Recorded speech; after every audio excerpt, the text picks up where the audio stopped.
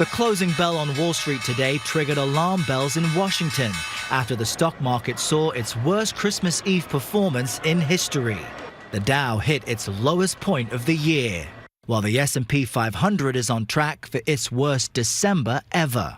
Trade wars and the government shutdown are deepening investor uncertainty as our President Trump swipes at the independent Federal Reserve Bank. The president tweeting today, quote, "The only problem our economy has is the Fed. They don't have a feel for the market," likening it to a powerful golfer who can't putt. Nothing will deter us from doing what we think is the right thing to do. After announcing another rate hike last week, Fed Chair Jerome Powell underscored the importance of being free from government influence. We have the independence, which we think is essential to be able to do our jobs in a non-political way. Economist Diane Swunk says the president's criticism of Powell is not helpful. Well, it's certainly not something that's productive to do for financial markets. Swunk also believes Treasury Secretary Steve Mnuchin may have made things worse when he released this surprise Sunday statement saying the country's 6 largest banks have ample liquidity. Because we weren't worried about the banks, and all of a sudden you're telling us maybe we should worry about the banks too.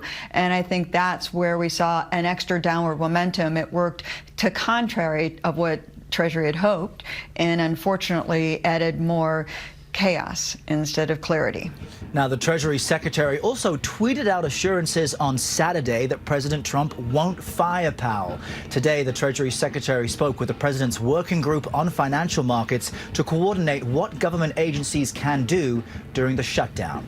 Elaine? All right, Errol, thank you.